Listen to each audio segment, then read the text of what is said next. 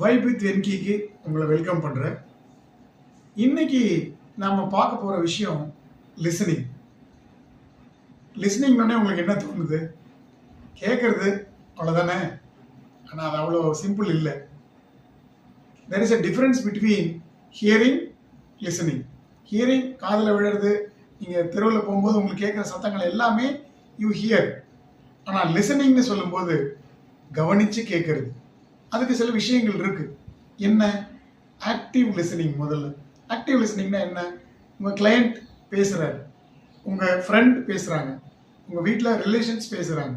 அப்போது அவங்க ஒரு பாயிண்ட்டை சொல்கிறாங்க. உங்களுக்கு தெரியுமா, இப்போல்லாம் ஸ்கூலில் கொண்டு போய் என் பையனை விட்டுட்டு வர்றது ரொம்ப கஷ்டமாக இருக்குது அப்படின்னு அவங்க சொல்லும்போது நீங்கள் நீ 2 வீலரில் போறியா காரில் போறியா அப்படின்னு கேட்டிங்கன்னா நீங்கள் ஆக்டிவாக லிசன் பண்ணுறீங்க. அவங்க சொல்கிற விஷயத்தை கேட்டு இன்னும் நல்லா புரிஞ்சுக்கிறதுக்காக கேள்வி கேட்குறீங்கன்னு அர்த்தம். 2வது பாயிண்ட்டு ஆமோதித்தல். எப்படி ஆமோதிக்கிறது? மினிமலாக தான் சொல்லணும். அவர் அடுத்த விஷயம் சொல்கிறார், அவங்க ஸ்கூல் கரெக்டாக 9:30 மணிக்கு ஸ்டார்ட் பண்ணுறாங்கப்பா. ஓ அப்படியா? இது மாதிரி விஷயங்கள். இதை தாண்டி நீங்கள் பேசுனீங்கன்னா அது இன்டரப்ஷன் ஆகிடும். Never interrupt the person. அதுக்கப்புறம் பேசுகிறவங்க கண்ணை நேருக்கு நேராக பார்த்து பேசும்போது நீங்கள் கவனிக்கிறீங்க அப்படின்ற சிக்னலை அவங்களுக்கு கொடுக்குறீங்க.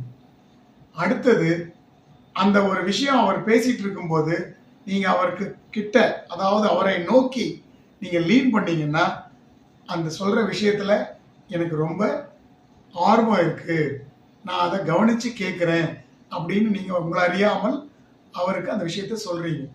இது எல்லாம் சேர்ந்து பண்ணும்போது அது லிசனிங். ஃபைனலாக ஒன்று பண்ணணும். என்ன அப்படின்னா, அவர் பேசி முடிக்கிற வரைக்கும் அவர் இன்டரப்டே பண்ணக்கூடாது.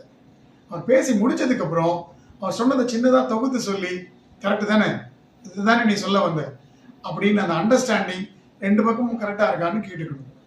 இதுதான் பர்ஃபெக்ட் லிசனிங். See you.